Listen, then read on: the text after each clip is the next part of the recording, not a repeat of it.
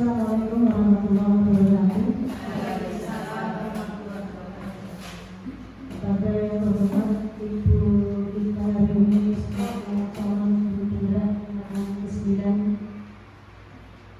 Bapak Ibu guru di SD dan yang saya hormati, pertama-tama mari kita panjatkan bersyukur kepada Allah Subhanahu wa Ta'ala, di mana pada kesempatan siang hari ini kita bisa berkumpul dalam acara diseminasi budaya positif sekolah yang diadakan oleh Ibu Ika hari ini selaku calon guru penggerak angkatan 9. Semoga acara ini nanti bisa berjalan dengan lancar dan bisa mendapatkan manfaat bagi Ibu Ika hari ini juga bagi kita semua.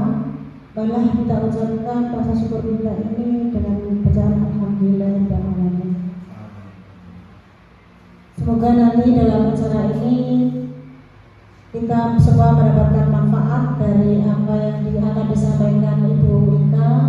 Kita bisa mencermati atau mungkin nanti bisa kalau ada sesuatu yang perlu ditanyakan kita bisa menanyakan pada beliau tentang apa yang akan disampaikan oleh Ibu Ika. Saya kira pembukaan dari saya tidak panjang lebar ya, hanya sebagai pembuka saja. Akhirnya Assalamualaikum warahmatullahi wabarakatuh.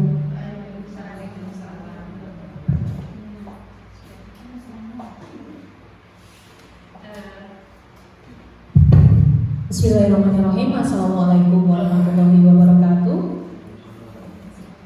Sebelumnya saya mengucapkan banyak terima kasih kepada Bapak Ibu guru yang sudah berkenan hadir untuk mengikuti diseminasi budaya positif di sekolah. Saya Ika hari ini, pendidikan CGP-nya Angkatan 9 Kabupaten Semarang, tepatnya di SDN Negeri Gogo Dalam 2. Baik Bapak dan Ibu, selama 1 jam ke depan kita akan bersama-sama belajar mengenai budaya positif di sekolah, yang pastinya banyak sekali hal-hal yang saya dapatkan di CGP ini. Banyak salah kaprah yang kita tangkap selama ini, tapi di sini nanti kita akan kupas satu persatu. Sudah siap, geng? Karena ini ada posisi rawan, posisi ngantuk. Baik Bapak Ibu, ini adalah aksi nyata modul 1.4. Saya sudah berada di modul 1.4, yaitu budaya positif. Baik Bapak Ibu, perkenalkan, saya adalah CGP Angkatan 9 Ika Hadiri, kemudian Bapak fasilitator saya itu Bapak Randy, dan Ibu pengajar praktiknya adalah Ibu Alfi Rohana. Yang akan kita bahas selama 1 jam ke depan adalah paradigma baru, kemudian disiplin positif, kebutuhan dasar manusia, motivasi perilaku manusia, posisi kontrol restitusi, keyakinan kelas segitiga restitusi. Tentunya Bapak Ibu sudah pernah mendengar atau baru kali ini? Sudah pernah mendengar belum Bu? Kayak restitusi, kontrol restitusi. Kalau mungkin yang di atas ini sudah terbiasa, tapi kalau untuk paradigma baru, kemudian posisi kontrol restitusi, keyakinan kelas segitiga restitusi mungkin baru ya. Dan itu juga yang baru saya dapatkan di guru penggerak. Baik, sebelumnya kita akan bermain dulu Bapak Ibu. Silahkan keluarkan uang. Ada yang bawa nggak? Atau barang yang berharga? Ya uang. Silakan. Siapa ya? Bu Ika, monggo. Bu Ika sini, monggo Bu. Kemudian uang yang banyak aja Bu. Putri. Oh ini 20.000, 10.000 ya. Sama Bu ini Bumi. Ini Bu, monggo Bu. Atau ini aja, motor aja, kunci motor Bu. Ya. Ini ada, kita akan memulai dulu permainan. Ini ada 2 teman. Ini tidak secari kertas kita lentar jauh ya, karena sudah biasa kalau secari kertas. Ini Ibu memiliki kunci. Kunci ini milik siapa? Saya, punya Bu Umi Habibah.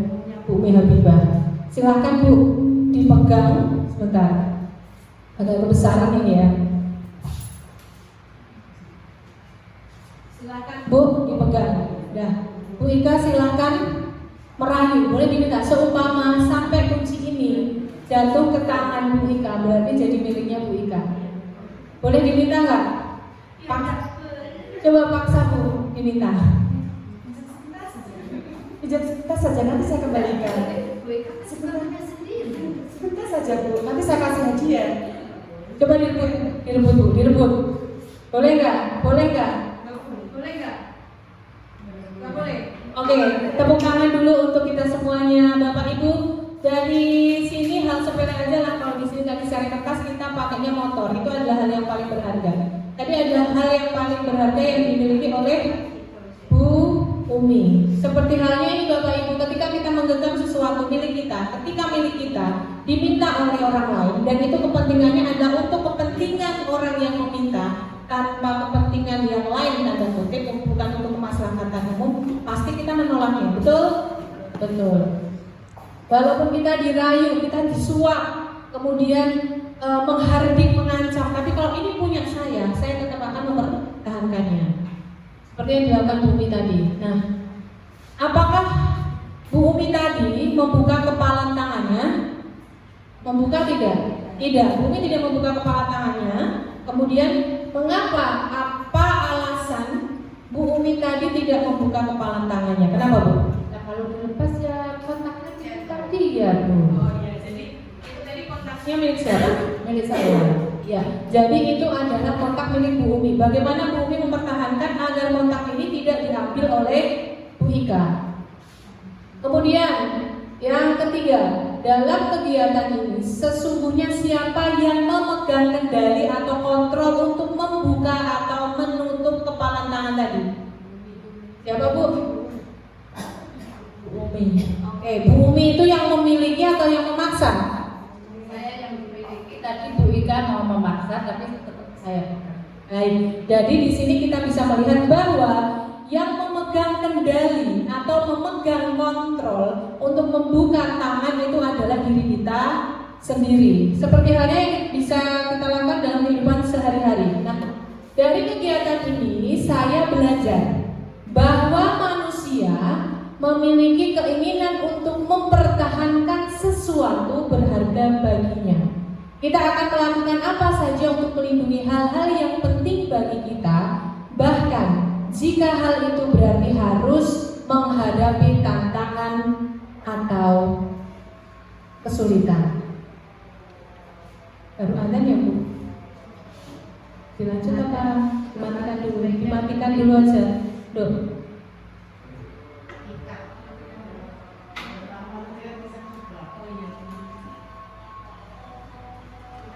Tekan azan terlebih dahulu.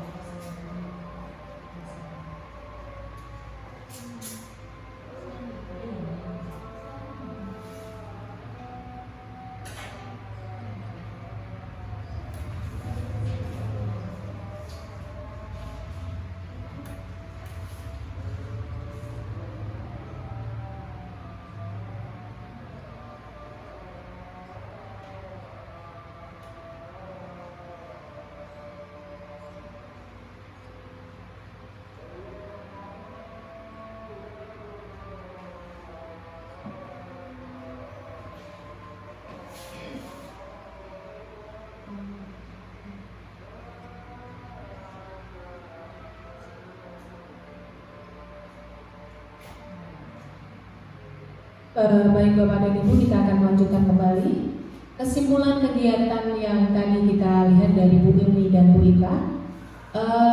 Sebuah kegiatan yang dapat membantu kita untuk memahami diri kita sendiri dan orang lain dengan lebih baik. Kegiatan ini menunjukkan bahwa manusia memiliki keinginan untuk mempertahankan sesuatu yang berharga baginya, bahkan rela berkorban untuk mempertahankan miliknya yang berharga. Kita lanjut. Siapakah yang sesungguhnya memegang kontrol, yang menutup kepalang tangan atau yang berusaha dengan segala cara untuk membuka kepalang tangan rekannya? Tadi Bu Umi ya, karena mempertahankan miliknya. Kemudian tentu kita sendiri yang memegang kontrol atas kepalang tangan kita. Apakah kita akan membuka atau menutup kepalang tangan kita? Itu tergantung pada diri kita masing-masing sesuai dengan kebutuhan dasar kita pada saat itu. Nah, sebelum masuk ke sini Bapak Ibu, jadi ketika kita dihadapkan pada situasi tertentu, pilihan gitu ya, kita memutuskan sesuatu, kita harus berpikir dulu apakah hal yang kita lakukan nanti akan bermanfaat untuk orang lain. Misal seumpama ini ya Bu ya, seumpama kita memiliki sesuatu hal, kita punya pegangan, saya harus melakukan hal ini. Saya harus, kita punya keputusan, tapi keputusan ini kan bisa fleksibel. Semuanya itu tergantung kita sendiri. Kita mau fleksibel atau mau keras tergantung dari kita sendiri. Dilihat ketika kita keras itu nanti manfaatnya untuk diri kita apa. Kemudian kita lihat lagi ketika kita fleksibel, manfaatnya itu lebih banyak manfaatnya atau mudorotnya. Jadi penjelasan semuanya yang lebih tahu. Jadi di sini intinya yang pandai mengontrol diri itu adalah diri kita. Mau fleksibel, mau tidak fleksibel itu tergantung situasi. Dan pasti suatu saat kita akan dihadapkan oleh pilihan-pilihan tersebut. Dan harapan saya ketika penjenengan tadi sudah melihat sampel yang sudah ada di depan, itu membantu penjenengan kontrol itu ada di diri kita masing-masing. Dan orang lain itu tidak bisa mempengaruhi kita selama pengaruhnya itu buruk bagi diri kita. Tapi kalau pengaruhnya baik, itu juga kita bisa menggunakan hal tersebut untuk tidak terlalu kekeh dengan apa yang sudah kita utarakan ke orang lain. Mungkin seperti itu, Jin. Sampai sini paham Bapak Ibu? Paham ya? Kita lanjut. Baik. Disiplin positif dan nilai-nilai kebijaksanaan universal perlu diberlakukan di sekolah. Siapa sesungguhnya yang memiliki kontrol? Baik, kita ada dua ini beranda gitu ya Bapak Ibu. Yang pasti ini satu stimulus respon, ini adalah teori kontrol. Ini adalah teori kontrol yang kita lakukan tadi, dan ini ada stimulus respon. Kalau stimulus respon, kita mencoba mengubah orang agar berpandangan sama dengan kita. Kadang itulah hal yang kita lakukan. Kita memiliki pikiran, pokoknya pikiran ini iya juga harus seperti ini. Itulah yang selama ini kita lakukan. Tapi teori kontrol itu tidak seperti itu Bapak Ibu. Teori kontrol itu kita berusaha memahami pandangan orang lain tentang dunia. Jadi setiap orang itu memiliki pandangan yang berbeda-beda. Bagaimana kita masuk ke dalam dunia mereka agar bisa menfleksibelkan keinginan mereka dengan harapan kita. Gitu oke? Kemudian stimulus responnya, perilaku buruk dilihat sebagai suatu kesalahan. Memang selama ini pada umumnya kalau yang namanya orang melakukan perilaku buruk itu pasti salah seperti itu.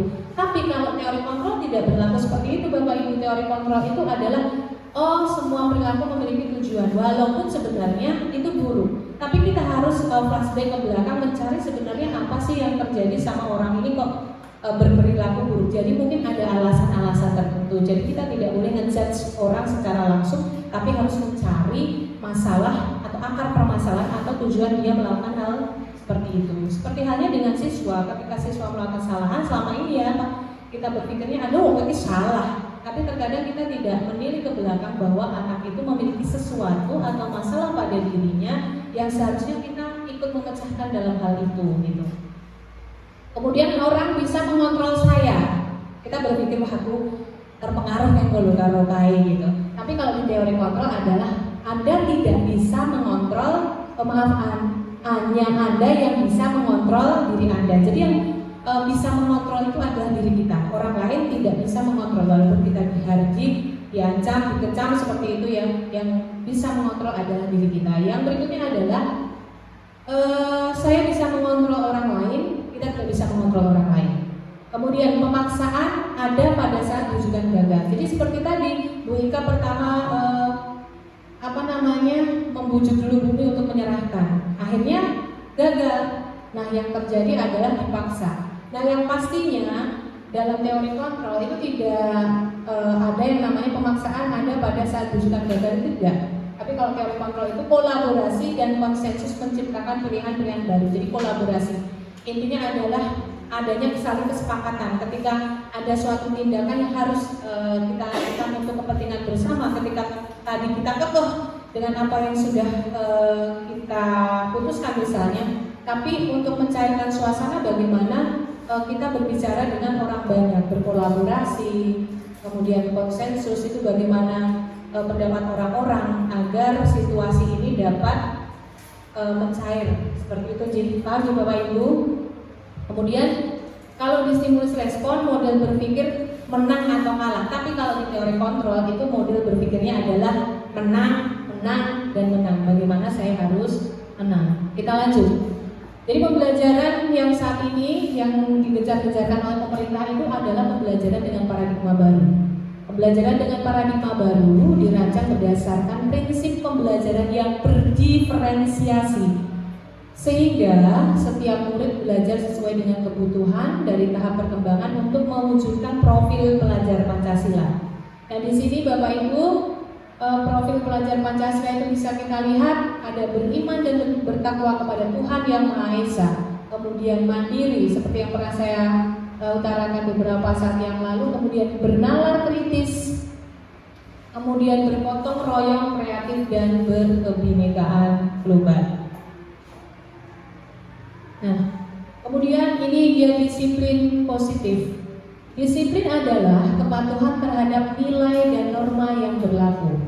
Disiplin merupakan hal yang harus dimiliki oleh setiap manusia agar mencapai keberhasilan. Budaya disiplin akan membawa pengaruh yang sangat signifikan di setiap aspek kehidupan. Budaya disiplin harus dimiliki oleh setiap warga sekolah, terlebih guru itu sendiri. Apabila guru tersebut sudah membudayakan disiplin, maka akan mudah untuk mengajak atau memotivasi murid untuk disiplin. Nah, yang pastinya adalah sebelum kita mengajak siswa untuk disiplin, sebenarnya kita harus membenahi diri kita sendiri. Kita belajar, saya belajar, jenengan juga belajar tentang yang namanya motivasi untuk mendisiplinkan diri, dan kita baru tahap belajar seperti itu ya. Jadi kita mengharapkan muridnya disiplin, terkadang kita sebagai guru banyak hilafnya tidak disiplin. Baik Bapak Ibu, makna dari disiplin diri. Jadi di sini disiplin diri adalah bagaimana cara kita mengontrol diri dan bagaimana menguasai diri untuk memilih tindakan yang mengacu pada nilai-nilai yang kita hargai. Kemudian tujuan kita sebagai pendidik adalah menciptakan anak-anak yang memiliki disiplin diri sehingga mereka bisa berperilaku dengan mengacu pada nilai-nilai kebajikan universal dan memiliki motivasi intrinsik. Jadi motivasinya itu intrinsik, bukan dari ekstrinsik. Kalau motivasi intrinsik itu motivasi dari dalam diri mereka sendiri, bukan dari ekstrinsik itu dari luar. Kalau ekstrinsik itu biasanya ancaman, aku wedi, mau di apa kain bukain, nah, itu dari luar. Tapi kebanyakan saat ini adalah paksaan yang dari luar itu loh. Yang selama ini kita lakukan masih anak-anak itu rasa takutnya itu karena memiliki motivasi dari luar. Oh wedi nek dihukum, oh wedi nek disetrap, masih seperti itu. Belum adanya kesadaran secara intrinsik. Kemudian disiplin positif. Sebagai pendidik, tujuan kita adalah menciptakan anak-anak yang memiliki disiplin diri sehingga mereka bisa berperilaku sesuai dengan kebajikan universal. Kebajikan universal seperti apa nanti kita akan membahasnya di belakang. Kemudian disiplin positif merupakan salah satu cara untuk penerapan disiplin yang bertujuan menumbuhkan kesadaran dan memberdayakan anak-anak untuk melakukan sesuatu tanpa sogokan, tanpa ancaman atau tanpa hukuman. Tapi yang terjadi di lapangan adalah kenyataan yang anak-anak itu melakukan, maksudnya tertib itu karena apa? Karena ancaman, karena hukuman. Mereka tuh takut, bukan karena kesadaran diri sendiri gitu loh. Dan itu yang menjadi PR kita. Bagaimana menumbuhkan anak-anak itu agar mereka disiplin, tapi keluarnya atau berasal dari diri mereka sendiri, kesadaran, bukan dari wedi mulai dihukum, wedi diancam. Tapi selama ini terjadi kan masih dari faktor luarnya. Nah, ini dia Bapak Ibu, nilai kebajikan universal. Nilai-nilai kebajikan adalah sifat-sifat positif manusia yang merupakan tujuan mulia yang ingin dicapai setiap individu. Tentunya setiap manusia itu ingin memiliki nilai yang positif, tapi tidak bisa 100% manusia itu bisa berperilaku positif terus. Ada kalanya kita itu hilang karena namanya juga manusia, seperti itu. Sifat positif manusia merupakan tujuan mulia yang ingin dicapai setiap individu. Nilai-nilai tersebut bersifat universal dan lintas bahasa, suku bangsa, agama maupun latar belakang. Setiap perilaku atau perbuatan memiliki suatu tujuan. Kemudian dengan mengaitkan nilai-nilai kebajikan yang diyakini seseorang, maka motivasi intrinsiknya akan terbangun. Jadi ketika nanti kita akan membangkitkan motivasi anak-anak tentang disiplin dari dalam, jadi kita harus mengaitkan nilai-nilai kebajikan, nilai-nilai keyakinan yang dimiliki oleh anak-anak. Jadi motivasinya nanti akan terbangun dari dalam. Tapi kita juga harus belajar dulu, Bapak Ibu gurunya juga harus belajar dulu bagaimana memotivasi diri agar intrinsiknya keluar, gitu ya, faktor intrinsiknya, sehingga menggerakkan motivasi dari dalam untuk dapat mencapai tujuan mulia yang diinginkan. Nah, ini dia nilai-nilai kebajikan yang ingin dicapai oleh setiap anak Indonesia yang kita kenal tadi. Profil pelajar Pancasila seperti yang tadi depan saya katakan: beriman, bertakwa kepada Tuhan, berakhlak mulia, mandiri, kemudian bernalar kritis, berkebinekaan global, bergotong royong, serta kreatif. Nah, ini dia Bapak Ibu, kalau tadi masih bingung berkaitan dengan nilai ekstrinsik, ekstrinsik, intrinsik, sebenarnya ini eksternal dan internal itu hampir sama. Teori motivasi perilaku manusia yang nomor 1, untuk menghindari ketidaknyamanan atau hukuman. Ini adalah faktor luar, menghindari ketidaknyamanan atau hukuman. Apa ya yang akan terjadi apabila saya melakukannya? Apa yang terjadi jika saya merusak fasilitas sekolah? Jadi apa yang akan terjadi? Ini ada masih motif eksternal. Oh, mau dihukum, itu kan dari luar ya Bu. Kemudian yang kedua, untuk mendapatkan imbalan. Wah, ini contohnya nih, apa yang akan saya dapatkan ya apabila saya melakukannya? Misalnya apa ini Bapak Ibu contohnya? Misalnya ini adalah motivasi eksternal. Apa yang akan saya dapatkan apabila saya melakukannya? Jadi misalnya ini berarti intinya ketika berbuat sesuatu itu dia mengharapkan imbalan, gitu kan? Jadi ini adalah faktor eksternal. Jadi ono iming-iming, ada hadiah gitu. Atau apa ya yang akan saya dapatkan ketika saya melakukan, misalnya kalau tadi dia melakukan suatu prestasi, tapi kalau ini apa ya saya akan dapatkan ketika saya melakukan sesuatu. Nah itu motivasi eksternal. Jadi masih dari pengaruh luar. Kalau yang internal gitu ya, untuk menghargai diri sendiri, yang pastinya saya akan menjadi orang seperti apa bila saya itu disiplin, bila saya itu tidak melakukan kesalahan. Ini aku kira-kira ya itu berarti aku itu menghargai diri saya sendiri. Saya menghargai waktu. Saya misalnya tidak ingin korupsi waktu. Nah itu kesadaran dari diri sendiri. Kan tidak ada yang namanya peraturan tertulis di korupsi waktu misalnya seperti itu. Kayak kita itu biasanya kan korupsi waktu gitu ya. Nah itu tidak tertulis, tapi itu tertanam dalam diri kita sendiri. Mau nek korupsi waktu ki neng akhirat kira-kira ditekokke ora. Nah itu adalah dari dalam diri. Intrinsik seperti itu ya Bapak Ibu. Kemudian pertanyaan ini nanti akan saya bagikan, bisa minta tolong Bu Ambar untuk membagikan pertanyaannya. Apakah Anda setuju dengan pernyataan ini? Hukuman dapat mendisiplinkan anak.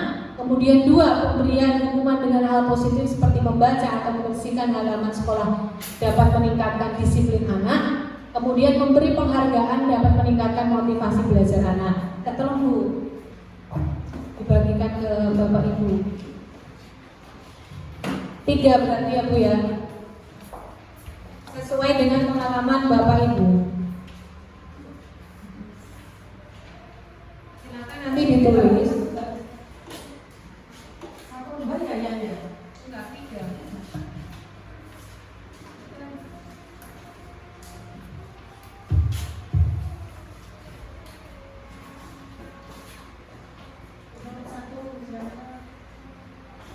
Nomor 1 itu hukuman dapat mendisiplinkan anak. Setuju? Tidak setuju? Nanti dikatakan di sini nih Bapak Ibu. Ya nggak usah, langsung aja setuju, tidak setuju. Menurut penjaringan semua, hukuman itu dapat mendisiplinkan anak atau tidak?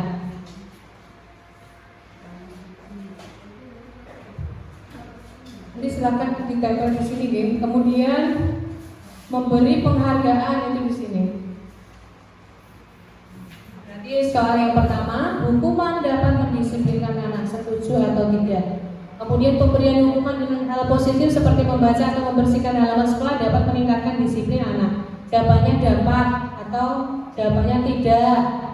Kemudian yang nomor 3, memberi penghargaan dapat meningkatkan motivasi belajar anak. Jawaban dengan dapat meningkatkan atau tidak dapat meningkatkan.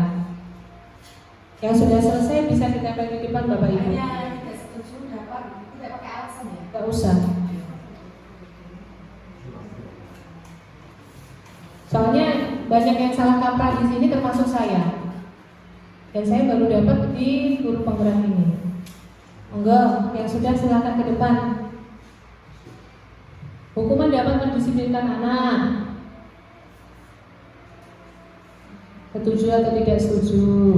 Pemberian hukuman, setuju atau tidak setuju, gitu aja. Karena selama ini yang terjadi di lapangan itu berbeda dengan konsep yang ada di guru penggeraknya. Tapi ini yang real aja dulu, yang penjenengan rasakan selama ini. Setuju, tidak setuju? Satu-satu ya Bu. Yang nomor 1 nanti tempel sini, nomor 2 tempel sini, nomor 3 tempel sini. Jadi ada 3 jawaban.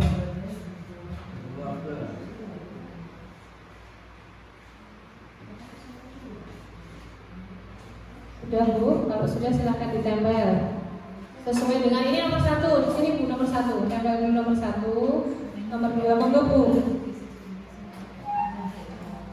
Monggo Bu. Sesuai yang jenengan ketahui aja. Monggo Bu, sini Bu. Hukuman dapat mendisiplinkan anak.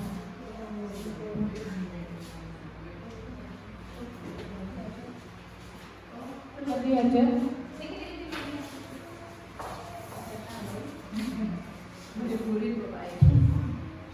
Yang lainnya monggo di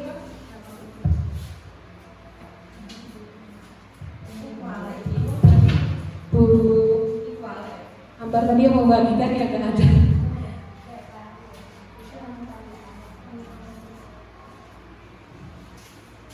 Ini ya Bu. Setuju. Setuju. Monggo Bu. Terima Bu. Enggak apa-apa, sesuai dengan yang jenengan rasakan. Ya.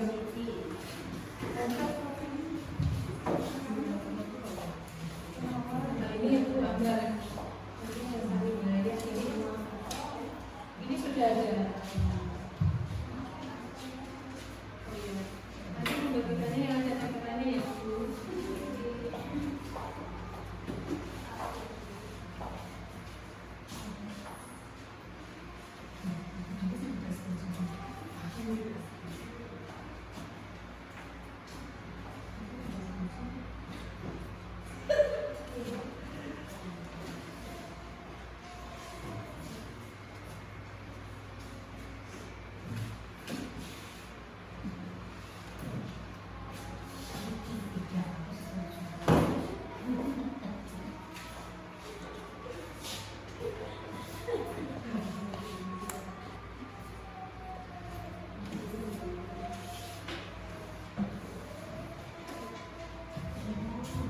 Ya, pastinya jawaban dari Bapak Ibu itu bermacam-macam gitu ya.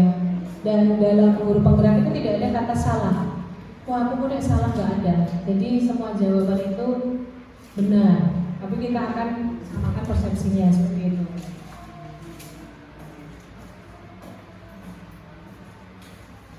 Ya, kita lihat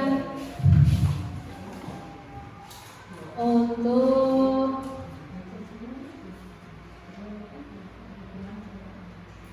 ya, hukuman dapat mendisiplinkan anak. Kita lihat Bu. Ya, terima kasih. Oke. Ya, hukuman dapat mendisiplinkan anak. Kita lihat yang setuju 1, 2, 3, 4, 5. Kemudian tidak disetujui 1, 2, 3. Tidak setuju 3. Ya. Kemudian pemberian hukuman dengan hal positif seperti membaca, membersihkan halaman sekolah dan dapat meningkatkan disiplin anak. Setuju, tidak setuju, yang tidak setuju dulu ya 1, 2, 3 lagi. Yang setuju berarti 1, 2, 3, 4, 5, 6, 7, 8. 7. Tidak setuju. Maaf, yang setuju. Kemudian yang terakhir memberi penghargaan dapat meningkatkan motivasi belajar anak. Yang dapat meningkatkan 1, 2, 3, 4, 5, 6, 7. Yang tidak berarti ada 3. Nah, Bapak Ibu, inilah pandangan-pandangan dari masing-masing Bapak Ibu itu berbeda-beda. Dan itu juga yang selama ini dalam pikiran saya. Apakah hukuman itu dapat mendisiplinkan anak? Ketika saya ditanya, pasti jawabannya dapat. Saya loh ya. Kemudian pemberian hukuman dengan positif seperti membaca, membersihkan halaman sekolah dapat meningkatkan disiplin anak. Kalau jawaban saya dapat karena itu yang sering saya lakukan. Kemudian memberi penghargaan dapat meningkatkan motivasi itu adalah pemikiran kita selama ini. Tapi, nah ini tapi Bapak Ibu, ternyata tidak seperti itu. Sebelum kita membahas ini dulu, kita akan berbicara dulu tentang kebutuhan dasar manusia. Jadi ini nanti akan kita bahas, kita simpen dulu, ini PR nanti. Dan ini adalah sesuatu yang luar biasa yang ternyata mau tahu sebeli gitu ya. Nah, sebelum kita masuk ke tadi tentang hukuman, penghargaan, kita akan berbicara tentang kebutuhan dasar manusia. Semua manusia itu memiliki kebutuhan dasar, tidak bayi, orang tua, remaja, dewasa. Yang pertama kebutuhannya adalah bertahan hidup. Bagaimana mereka bisa bertahan hidup di kerasnya dunia ini? Nah, gitu ya intinya. Kemudian bagaimana kebutuhan mereka akan kasih sayang dan rasa diterima oleh kalangan mereka, oleh keluarga gitu. Kemudian penguasaan dalam artian kalau kita penguasaan terhadap anak didik kita, bagaimana kita biasa menghandle anak didik kita itu agar anak didik itu sesuai dengan harapan kita gitu ya. Kemudian kalau anak-anak juga, wah, kok kudu manut ya aku. Biasanya kan seperti itu kalau sama temannya. Kemudian kebebasan dalam hal ini kita juga kebutuhan dasar adalah bebas tidak cuma pekerjaan saja. Ada kalanya kita itu refreshing, nonton HP itu juga kebebasan, nonton TV, jalan-jalan gitu ya, menikmati udara segar itu juga merupakan bentuk kebebasan. Seperti halnya juga anak-anak, mereka juga tidak mau terkungkung di dalam kelas terus gitu ya. Mereka ingin merasakan kebebasan, menikmati pembelajaran yang nyaman, kemudian yang menantang, yang menarik seperti itu. Kemudian kesenangan, tidak hanya kita saja, tapi anak-anak juga tentunya itu mereka lebih lebih menikmati segala sesuatu yang berbau kesenangan, senang gitu loh. Kita pun seperti itu, ada kalanya kita itu juga pengen menikmati senang-senang gitu ya. Kalau sudah bekerja banyak, sudah pikirannya kebal, ada kalanya pengen senang bareng lah gitu. Kita sudah bekerja, pengen menikmati juga apa yang selama ini kita perjuangkan. Nah, Bapak Ibu, kita lanjut lagi. Kalau tadi sudah kebutuhan dasar manusia, sekarang ada motivasi perilaku manusia. Motivasi adalah dorongan untuk diri sendiri atau orang lain secara sadar atau tidak sadar untuk melakukan suatu tindakan dengan maksud atau tujuan tertentu. Nah, yang tadi seperti hukuman tadi, ini ada benang merahnya Bapak Ibu. Yang pastinya motivasi perilaku manusia ketika mereka melakukan sesuatu. Yang pertama adalah ketika berkaitan dengan peraturan, menghindari hukuman murid melakukan disiplin karena takut dihukum. Jadi siswa itu ketika mereka melakukan disiplin itu adalah karena takut dihukum. Yang pertama itu faktor ekstrinsiknya dari luarnya, bukan dari kesadaran diri sendiri. Aku tidak dihukum gitu ya. Kemudian yang kedua yang berikutnya adalah mendapatkan imbalan atau penghargaan. Misalnya ketika ada anak yang melakukan kesalahan tidak menggunakan baju lengkap itu, yuk tepuk tangan untuk teman-teman kita yang menggunakan baju seragam lengkap ketika seni. Tepuk tangan itu juga merupakan penghargaan ya Bapak Ibu. Penghargaan itu bukan berupa uang saja, tapi applause, kemudian menyanjung mereka itu juga bentuk penghargaan. Nah ini masih motivasinya masih dari luar. Oh aku ben dilem, oh aku ben ora dihukum, itu kan masih dari luar, belum dari dalam mereka sendiri. Tapi kalau bagaimana mereka menghargai diri sendiri itu, nah ini menghargai nilai kebajikan diri sendiri. Siswa melakukan ini karena kesadaran akan nilai kebajikan. Ini termasuk motivasi intrinsik. Nah ini agak susah Bapak Ibu karena kita belum terbiasa. Nah, PR kita nanti adalah bagaimana membuat anak itu mematuhi disiplin peraturan yang ada itu berdasarkan motivasi intrinsiknya dari dalam. Jadi harus mengeluarkan dalil-dalil lah Pak ya. Yang berkaitan dengan diri sendiri. Oh, nek aku ki tidak melanggar peraturan berarti aku tuh menghargai diri sendiri. Itu yang intrinsiknya. Nah, ini dia Bapak Ibu. Konsep disiplin dengan identitas gagal. Nah dari jawaban Bapak Ibu nanti kita bisa lihat hukuman itu termasuk identitas gagal, mendisiplinkan yang gagal. Padahal selama ini kita itu beranggapan bahwa kalau kita sudah memberikan hukuman itu pasti akan itu jerah. Tapi boten Bapak Ibu, salah. Hukuman itu tentunya menyakitkan bagi mereka, kemudian mereka tidak nyaman pasti, kemudian mereka menjadi takut, kemudian mereka melakukannya itu karena terpaksa gitu loh, terpaksa ini butuh orang hukuman gitu ya. Kemudian murid menyembunyikan kesalahan karena kita sering menghukum, kadang anak itu tidak kadang menutupi kesalahan jadi nggak jujur gitu loh, jadi menutupi wah penting udah dihukum aku jadi ngapusin lah, kadang seperti itu. Tapi efeknya kadang kita tidak sampai ke sini ya Bapak Ibu ya. Kemudian murid menjadi rendah diri ketika kita sudah menghukum, kemudian membuat anak itu malu di depan umum dan saya ini mesti lebih punya kocok-kocok, wah aku mau mesti apa jenenge kocok-kocok udah aku udah bully aku. Padahal sebenarnya itu adalah tindakan kita yang membuat anak itu menjadi rendah diri karena hukuman yang kita lakukan. Kemudian penghargaan itu juga sebenarnya disiplin yang gagal. Karena apa? Tidak efektif. Kenapa tidak efektif? Karena dia akan melakukan suatu tindakan atau akan disiplin itu kalau ada penghargaan, kalau ada embel-embel. Kena disiplin kalau dikai permen, aku dijajak. Jadi ada embel-embelnya, jadi tidak efektif. Kemudian biasanya hanya berlaku pada saat itu saja, gitu loh. Kemudian merusak hubungan iri. Alah, kae terus sing dikai mergo kae dadi bocah sing misalnya pinter gitu ya, kayak terus aku. Padahal setiap anak itu memiliki keistimewaan masing-masing, tapi terkadang kita itu lebih mengistimewakan anak-anak yang memiliki kelebihan secara akademik, padahal anak-anak memiliki kecerdasan non akademik juga banyak. Jadi kadang kocok-kocok itu iri gitu loh, kayak terus yo mesti aku yang itu. Nah itu menimbulkan rasa iri. Kemudian mematikan kreativitas. Jadi mematikan kreativitas dalam hal ini ketika anak itu tidak ada penghargaan lagi, ya males lah pengurangnya apa-apa nih, apa udah. Jadi dia sudah stuck di situ aja karena tidak ada penghargaan. Kemudian menghukum dengan sistem ranking itu yang selama ini kita lakukan dari zaman Bahala sampai beberapa saat yang lalu. Ternyata sistem ranking itu kalau menurut kita itu adalah membangkitkan semangat anak-anak, tapi ternyata ini ada sebuah hukuman. Jadi anak-anak yang benar-benar dia tidak bisa secara akademik, dia langsung down. Wah, ini paling aku kok yo ranking terakhir, karena paling sing itu yo kae gitu loh. Itu tergantung mental anak. Jadi yang lebih kita utamakan adalah anak-anak yang mereka memiliki mental rendah Bapak Ibu. Kalau yang mentalnya sudah jadi mah ibaratnya bicara nih, tapi kebanyakan adalah anak-anak itu merasa dihukum oleh sistem ranking. Wah lu mas ranking dari diri. Nah sebenarnya itu kan mempermalukan anak. Jadi anaknya jadi down. Dan ini seperti ini baru saya dapatkan di CGP baru saja. Kemudian kemarin-kemarin kan belum gitu nih Bapak Ibu. Kemudian merasa menghargai dirinya. Jadi anak itu juga minta dihargai.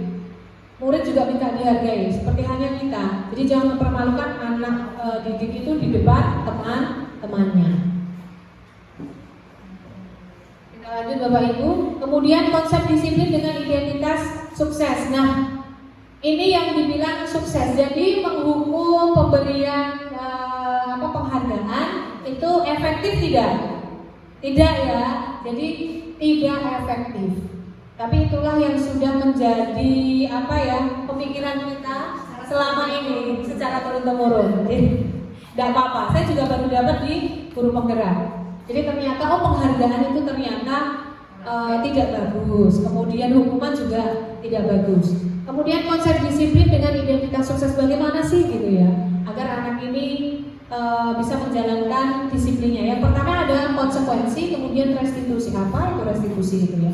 Konsekuensi adalah penguatan jangka pendek, dikuatkan dulu. Kemudian perlu monitoring pembelajaran, stimulus. Kemudian murid bisa menghormati peraturan, kehilangan waktu untuk memenuhi kesalahan. Jadi intinya konsekuensi misalnya anak caranya seperti ini. Konsekuensinya Bapak Ibu pasti, ayo mas, dirapikan kan seperti itu ya. Tapi beda ketika ada anak melakukan kesalahan langsung kita, iya tuh ini, gitu misalnya. Ayo, terus ini orang ayo kono, yang lapangan. Nah itu otomatis anak itu seketika itu saja, jangka pendek saja dia punya shock terapi seperti itu. Tapi kedepannya, lali, sesuk balik mendengar gitu.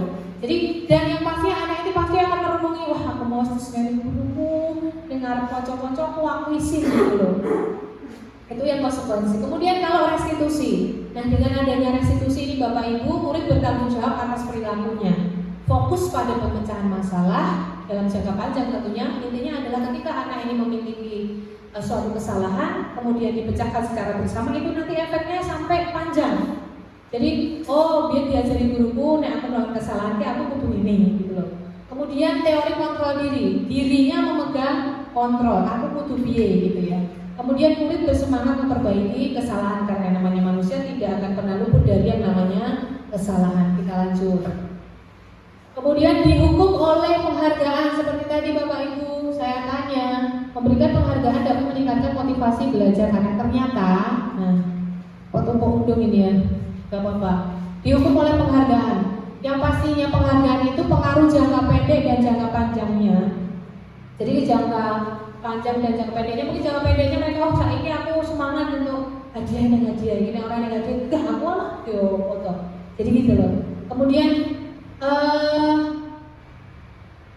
ini kok penghargaan merusak hubungan seperti yang tadi saya bilang. Kemudian penghargaan menurunkan kualitas kreativitas tadi, penghargaan mematikan kreativitas tadi ya, penghargaan mengurangi motivasi intrinsik sama. Nah ini dia, terus piye gitu loh ya. Kemudian ini bentuk program kebajikan atau apresiasi yang dapat kita lakukan kepada siswa kita. Yang pertama adalah memberi pengakuan secara khusus. Kemudian memberi pengakuan secara pribadi. Kalau khusus tuh misalnya dia sudah menolong orang lain, tindakanmu itu sudah sesuai. Kalau pribadi itu loh, kalau Mas Bambang misalnya sudah mau menolong orang lain, misalnya seperti itu. Memberikan pengakuan kepada semua murid, jadi secara bergantian. Jadi kita tidak terfokus pada satu siswa saja, pun nantinya jadi bang ciladan. Kemudian memberi pengakuan secara konsisten. Jadi tidak hanya setelah dapat ilmu ini, wah sesok tak terapkan, sesok ora. Jadi harus konsisten, berkesinambungan seperti itu. Kemudian fokus pada prosesnya. Jadi segala sesuatu yang berkaitan dengan hal-hal yang baru Bapak Ibu pasti tidak bisa secara instan. Jadi semua memerlukan proses. Seperti yang kita lakukan pada setiap pagi pembiasaan itu kan hanya beberapa persen, tapi setidaknya bisa merubah gitu ya, merubah kebiasaan mereka dari yang tadinya nggak mau mengetok pintu jadi mau mengetok pintu, yang tadinya berdiri sudah mau jongkok. Itu adalah prosesnya. Jadi kita menikmati prosesnya, proses untuk mencapai sesuatu yang kita harapkan. Memang tidak mudah. Nah, ini dia Bapak Ibu contoh pengakuan. Jadi sebagai Bapak Ibu guru kita biasanya melakukan sesuatu gitu ya. Kemarin saya memperhatikan loh Mas, rasa empatimu itu besar sekali. Nah pada saat menolong murid di kelas itu kamu luar biasa. Itu adalah bentuk apresiasi kebajikan. Kemudian kita juga bisa mengucapkan saya menghargai kepedulianmu pada saat kamu membantu teman-teman tugas kelompok. Saya menghargai, karena ini senang gitu ya. Kemudian terima kasih untuk rasa tanggung jawab pada saat memungut sampah misalnya sampai memungut. Kita lanjut ya. Nah, konsep disiplin pendekatan restitusi. Dari tadi Pak berbicara tentang restitusi itu apa gitu ya. Jadi restitusi itu suatu proses menciptakan kondisi bagi murid untuk memperbaiki kesalahan mereka sehingga mereka bisa kembali pada kelompok mereka dengan karakter yang kuat. Jadi seperti itu. Nanti seperti apa kita ada videonya. Kemudian ciri restitusi bukan menebus kesalahan, namun belajar dari kesalahan. Oh, itu menebus kesalahan kalau kocok minta maaf kamu. Jangan kita seperti itu, tapi dia belajar dari kesalahan yang telah yang dia sudah perbuat. Kemudian memperbaiki hubungan tawaran bukan paksaan. Jadi nanti ada contohnya. Jadi ya Mas, cara mau memperbaiki biar Mbak misalnya yang dinakali temannya Mbak Nila itu bisa memaafkan kamu. Nah anak itu diajak untuk bagaimana caranya memperbaiki sikapnya yang salah. Kemudian mencari kebutuhan dasar yang mendasari tindakan kamu tadi melakukan hal seperti ini karena apa gitu. Kemudian fokus pada karakter bukan pada tindakannya. Kemudian penguatkan dan fokus pada solusinya. Karena kita ini harapannya adalah jangka panjangnya bukan jangka pendek. Kalau kita marah-marah, kita menghukum itu hanya jangka pendek. Nggak ada jangka panjangnya. Yang diingat itu jangka panjangnya aku biar disenani bukai, aku biar dihukum bukai itu jangka panjangnya. Tapi tidak membekas di hati anak-anak dari pemecahan masalah yang terjadi gitu ya. Padahal kita fokusnya adalah pemecahan masalah dalam waktu jangka panjang. Jadi membekas, oh bukai itu ngajari aku untuk seperti ini.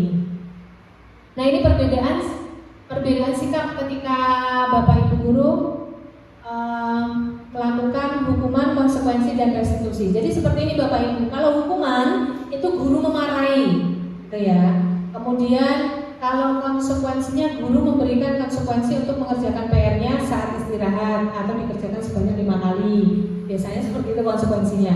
Tadi kalau hukuman guru memarahi, guru menghukum siswa diminta membersihkan halaman sekolah itu hukuman. Kalau konsekuensinya tadi Mas PR gak dapat P5, itu saya banget. Ya saya seperti itu, ternyata itu tidak dibenarkan gitu ya. Nah kalau restitusi itu guru menanyakan dulu keyakinan kelas yang sudah dibuat atau menanyakan tentang anak ini kenapa. Kemudian guru mungkin bisa membantu masalah yang kamu hadapi kok kamu tidak mengerjakan PR. Kemudian guru terbuka dan siswa menghormati diri sendiri dan orang lain. Jadi lebih pendekatan dari hati ke hati Bapak Ibu. Nah ini Bapak Ibu 5 posisi kontrol restitusi. Kalau tadi kita sudah belajar tentang kontrol diri sendiri, kemudian apa itu restitusi. Nah ternyata ada 5 posisi kontrol restitusi. Ada sang penghukum, ada pembuat rasa bersalah, ada teman, ada pemantau, manajer. Dalam hal ini penghukum itu kita memposisikan diri sebagai penghukum. Kemudian pembuat rasa bersalah, ini adalah guru ya Bapak Ibu. Sekarang saya minta tolong lagi Bu Ambar, dilihat yang di belakang itu kan ada yang orange aja Mbak. Nah ini yang bersih aja itu dibagikan ke Bapak Ibu guru. Bapak Ibu itu di posisi apa? Penghukum kah? Pembuat rasa bersalah? Sebagai teman atau pemantau atau manajer? Kalau saya itu lebih ke pembuat rasa bersalah dan teman. Monggo ya satu-satu.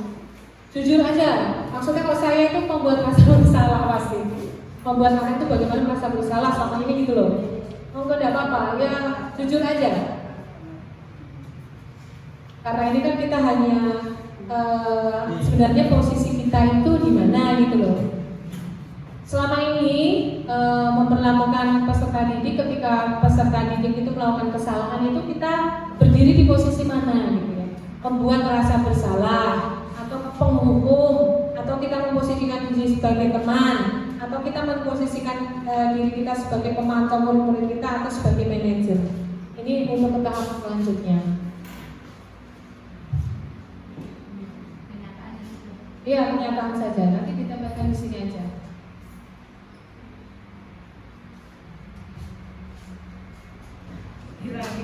Kalau saya itu pembuat rasa bersalah, jadi saya memposisikan ketika anak didik saya itu melakukan kesalahan, saya pasti membuat dia itu merasa dia mungkin bersalah loh mbak, membuat dia itu merasa bersalah gitu loh. Kemudian kadang sok jadi teman, kadang juga penghukum saya itu. Tapi kalau hukuman fisik enggak ya, monggo yang sudah akan tempel di sini saja lah. Monggo bu. 1 atau 2? Ya 2, 3 boleh, karena setiap orang kan sendiri-sendiri. Saya itu bisa menghukum, membuat rasa bersalah dan bisa memposisikan sebagai teman saya itu. Jadi campur-campur boleh, mau kelima-limanya juga boleh. Kalau manajer pasti Bapak Ibu belum pernah loh, manajer itu biasanya di kantor-kantor, kok ini guru yang posisi manajer gitu ya.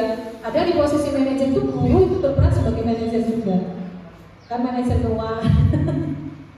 Monggo Bu, kenapa aja? Apa?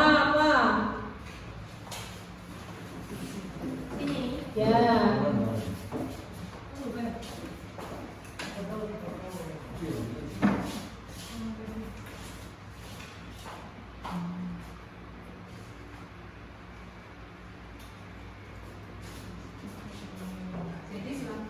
Jadi selama ini kan banyak sekali dari kita yang salah kaprah dan tidak tahu kita memposisikan diri di mana.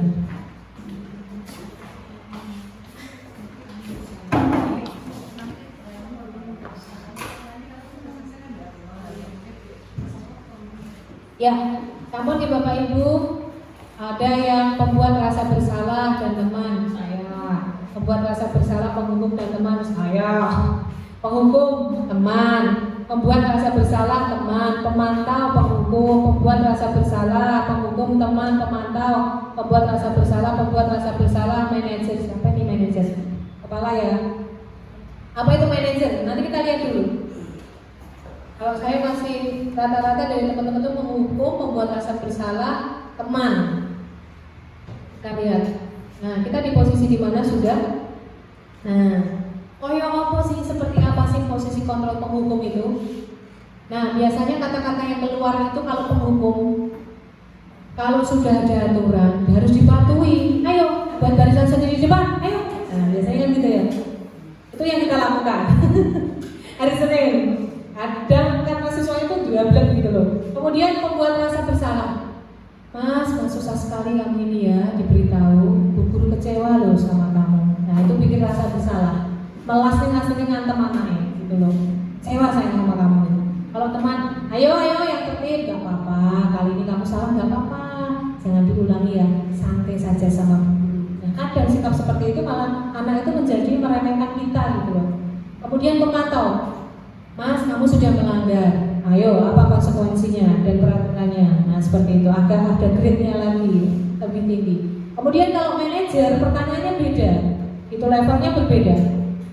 Kamu tahu kesalahan kamu, Mas. Bagaimana cara kamu memperbaiki kesalahan kamu? Jadi tingkatannya berbeda, ya. Lebih enak yang mana? Iya, itu. Kalau selama, nah ini manajer. Jadi, ayo kamu melakukan kesalahan itu karena apa? Bagaimana cara kamu mengatasi kesalahan kamu? Ngerti nggih? Udah paham nggih pertanyaan-pertanyaan ini? Nanti saya akan share di grup. Oke, kita lanjut. Dan ini nggak bisa ya? Nah, keyakinan kelas kemarin kita sudah membuat keyakinan kelas. Di kelas sudah ada ya Bapak Ibu. Mengapa keyakinan kelas bukan peraturan kelas? Kalau kemarin itu kita buatnya apa ya? Kesepakatan kelas, kesepakatan kelas. Tapi kalau di sini itu keyakinan kelas. Kenapa kita menentukan keyakinan? Kalau dari kesepakatan kelas itu mungkin dia bisa motivasinya ekstrinsik dari luar, tapi kalau keyakinan itu kan berasal dari diri sendiri gitu. Aku yakin kayak gini. Mengapa kita memiliki peraturan tentang menggunakan helm saat mengendari motor? Ayo, kenapa? Keyakinannya Bu, ketika dengan mengendari motor harus pakai helm biar apa? Biar selamat. Biar selamat. Dengan Bu, naik motor pakai helm. Biar selamat. Biar selamat. Yang tidak hilang.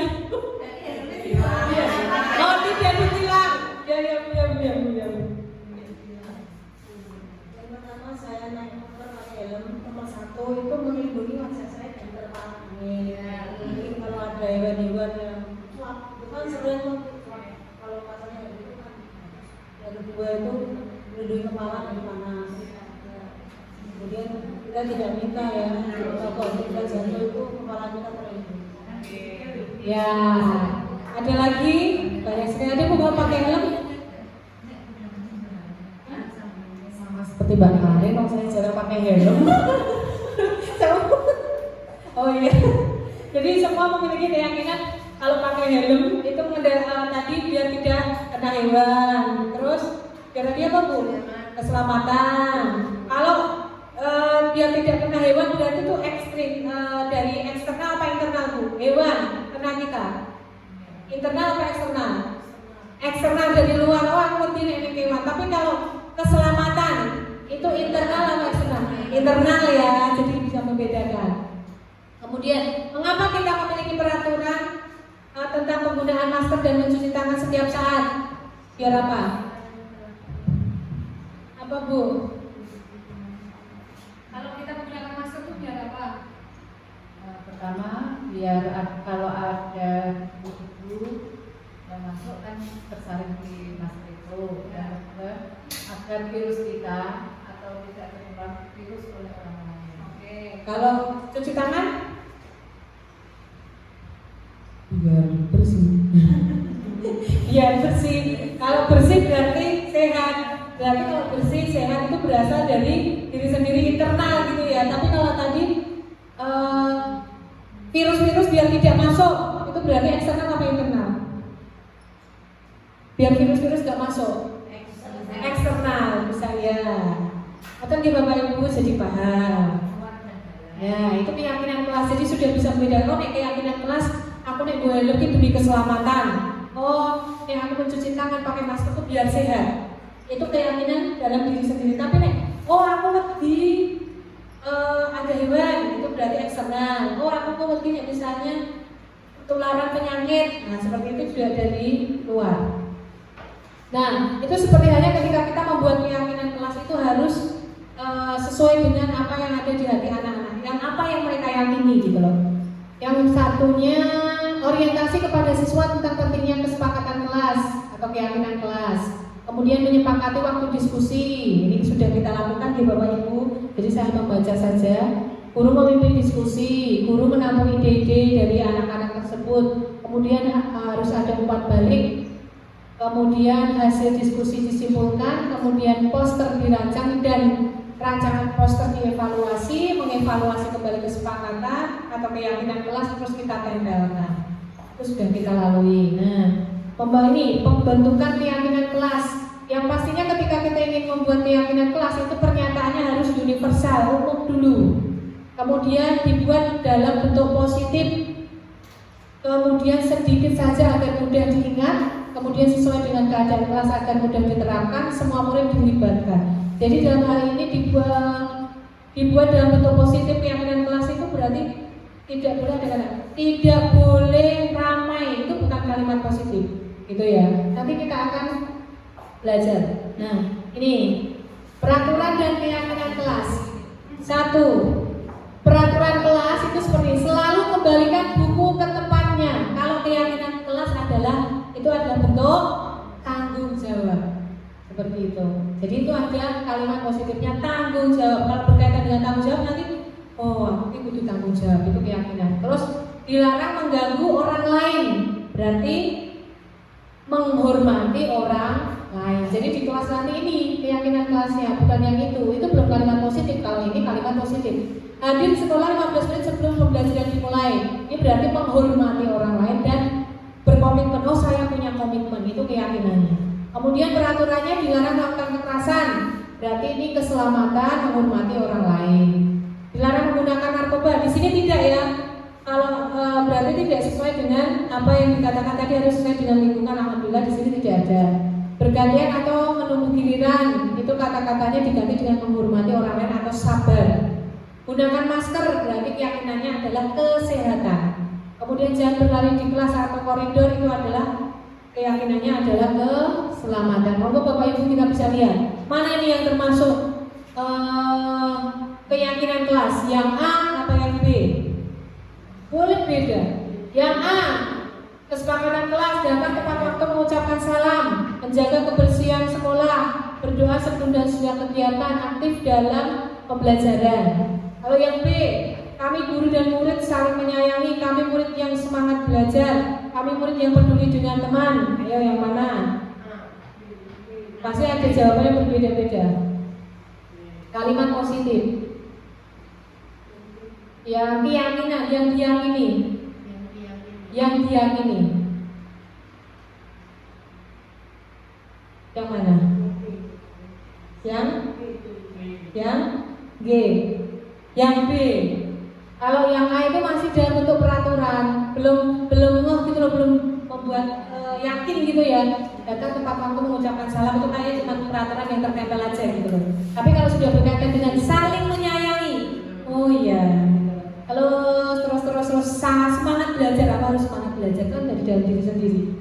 Kemudian kami murid yang peduli, nah itu lebih mengena daripada aktif dalam pembelajaran, berdoa sebelum dan kegiatan, itu adalah pelaturan. Jadi bisa membedakan yang mana keyakinan yang bisa lebih masuk dalam hati sama yang cuma peraturan yang ditempel saja. Nanti Bapak Ibu kita lanjut. Nah ini adalah keyakinan kelas: menjaga kebersihan, tolong menolong, berkata sopan, menghormati, disiplin. Kita lanjut. Nah, kenapa perlu dibuat yang namanya peraturan kelas dulu? Kita membuat peraturan kelas dulu. Kemudian tujuannya adalah apa? Ketika kita membuat peraturan kelas, naik grade-nya menjadi sebuah keyakinan kelas. Ketika di dalam keyakinan kelas itu tadi sudah terbentuk dan sudah dipatuhi oleh setiap pembuat keyakinan kelas yang ada di dalam kelas itu, nanti akan menjadi lingkungannya positif. Kalau sudah lingkungannya positif, nanti akan menjadi budaya yang positif. Jadi berawal dari peraturan kelas. Nah, ini dia Bapak Ibu yang namanya segitiga restitusi. Tadi kan dari tadi resti gitu ya. Restitusi itu apa? Tadi sudah. Dan yang pastinya tahapan restitusi itu ketika anak melakukan kesalahan, yang pertama itu kita harus menstabilkan identitas. Jadi ketika anak salah itu tidak langsung kita nadani, tapi kita harus menstabilkan identitas dulu, kemudian validasi tindakan, kemudian menanyakan keyakinan.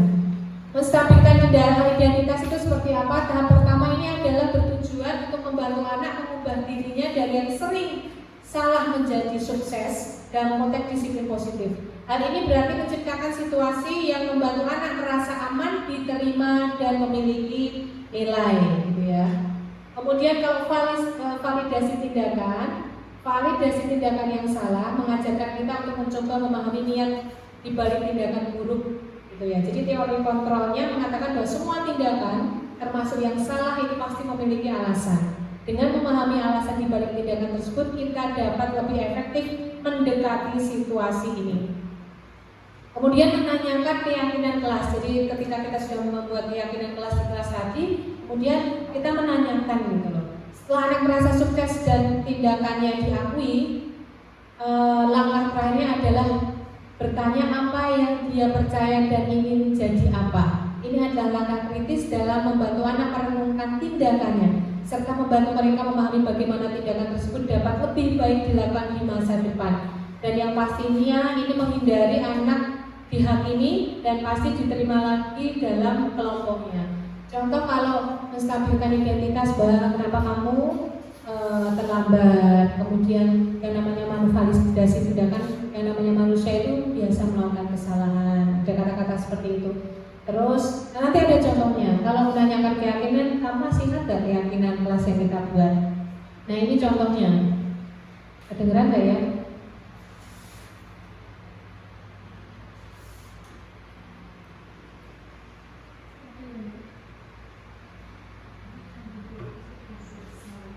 Ini nggak bisa ya. Jadi intinya ini adalah Naila menjabat dan mencubit Nadira. Ketika saya tanya apa yang terjadi gitu ya, saya menjabat dan mencubit Nadira, Bu. Kok bisa? Jadi kita mengorek dulu informasi, mencoba mengorek informasi yang ada. Jadi kita kayak interogasi gitu, tapi interogasinya sih bagi teman. Langsung sebenarnya loh. Nggak boleh. Kalau di ini ilmu nggak boleh. Jadi ditanya dulu kenapa alasannya. Oh kamu tuh kok kok bisa melakukan ini karena apalah makanan saya ditupai caos Bu. Apa ketika makanan kamu ditupai caos itu membuat fisik kamu terluka? Tidak Bu. Nah kenapa kamu melukai, menjabat dan mencubit Nadira? Kan saya jengkel Bu. Kalau kamu jengkel kemudian menjabat kamu puas? Puas Bu. Betul apa salah? Salah Bu. Terus tindakan yang harus kamu lakukan bagaimana? Gitu ya. Ini saya juga mau belajar. Oh biasanya das-dus tidak di rumah, tidak di sini das-dus. Tapi itu ternyata tindakan yang salah. Jadi harus hati-hati tadi dari validasi dari identitas, validasi, kemudian keyakinan. Setelah dia mengaku kesalahannya, Bu saya salah. Sayang sekali nggak ada suaranya ya. Apa yang bisa kamu lakukan? Saya tidak akan mengulangi lagi Bu. Gitu. Kira-kira untuk memperbaiki kesalahan kamu apa yang kamu lakukan gitu? Ya saya akan minta maaf Bu sama Nadira, besok lagi tidak akan seperti itu. Terus keyakinan kelas yang sudah dibuat apa? Menghormati orang lain. Kalau menghormati orang lain dengan tindakan seperti itu berarti kamu sudah melakukan keyakinan kelas belum? Belum Bu gitu. Jadi tindakan ini membuat anak lebih sadar. Ini dalam jangka waktu panjang, bukan jangka waktu pendek. Disenari ternyata itu efeknya mencidih. Makanya itu banyak yang dablek gitu loh. Yang selama ini kita terapkan. Emang butuh proses, investigasi, kita ngomong banyak, panjang kali lebar gitu ya. Tapi tujuannya adalah biar anak itu bisa memecahkan masalah ketika mereka berbuat kesalahan. Karena yang namanya manusia tidak lepas dari yang namanya kesalahan. Jadi dia berpikir dulu, ya saya minta maaf Bu, saya tidak akan mengulangi lagi Bu. Terus kemudian saya menanyakan Nadira apakah rambut yang dijabat dan saya cubit tadi sakit Bu. Seperti itu. Itu ya, intinya seperti itu. Dan anak itu tidak merasa diintimidasi, tidak merasa dipermalukan seperti itu. Saya juga baru tahap belajar. Nah kalau ini Nadira itu kalau ini sering terlambat. Nadira itu memang sering terlambat kalau sekolah. Dan intinya ketika anak terlambat itu biasanya kan malah carry gitu ya. Bagaimana kita menanyakan, duduk dulu, nanti kalau sudah enakan, Nadira bilang sama Bika, kok kamu sering terlambat kenapa toh Mbak? Dia ketok-ketok gitu. Ya, kalau biasanya, nah ini sok manis ini. Sini. Biasanya Rene. Marah-marah. Nah itu saya tanya kenapa kok kamu sering terlambat. Ini kalau kamu sudah nggak ngos-ngosan lagi, nanti menghadap kita ya, kita ngobrol bareng. Itu sebenarnya. Oh. Jadi ngobrol dulu.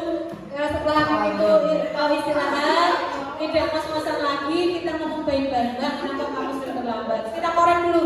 Oh saya ini sering main game Bu. Wah itu salah satu tuntutan ujian kamu sebagai pelajar nggak tahu main game enggak? Sampai jam berapa? Jam 11. Nah, benar apa enggak? Salah tuh. Aku boleh ya main, itu boleh karena itu merupakan bentuk kesenangan. Tapi kamu harus bisa membagi waktu kamu ya Bu gitu. Nah, apa upaya kamu yang dapat kamu lakukan? Tapi sebelumnya kita tanya dulu keyakinan kelas apa yang sudah kita buat bersama-sama. Tidak boleh telat waktu masuk kelas Bu. Nah, sudah melakukan belum? Belum. Kemudian apa yang bisa kamu lakukan? Tindakan untuk kamu tidak terlambat lagi. Saya akan berusaha untuk tidak main HP lagi sampai larut malam Bu. Saya akan berusaha tepat waktu. Ini kan cuma butuh proses. Harus konsisten gitu ya. Tidak serta-merta langsung merubah dia, tapi setidaknya ada jangka panjang. Nah, yang pastinya Bapak Ibu dalam dunia pendidikan, konsep segitiga restitusi memiliki peran yang sangat penting dalam membentuk disiplin positif dan membantu murid memahami tindakan mereka. Melalui pemahaman dan penerapan prinsip-prinsip segitiga restitusi, guru dan orang tua dapat membantu anak-anak mengatasi konflik dengan cara yang membangun, mendukung perkembangan positif mereka, dan menciptakan budaya positif di sekolah. Dan yang pastinya adalah jangka panjangnya. Begitu Bapak Ibu. Terima kasih. Ini tadi paparan dari saya. Semoga bermanfaat. Karena ini adalah masalah kita bersama dan saya juga baru mendapatkan ilmunya dari CGP, itu ada luar biasa. Jadi apa yang tertanam dalam diri kita itu ternyata banyak yang salah. Tapi nggak ada kata terlambat karena yang namanya guru itu adalah pembelajar sepanjang hayat. Terima kasih, semoga bermanfaat. Wassalamualaikum warahmatullahi wabarakatuh.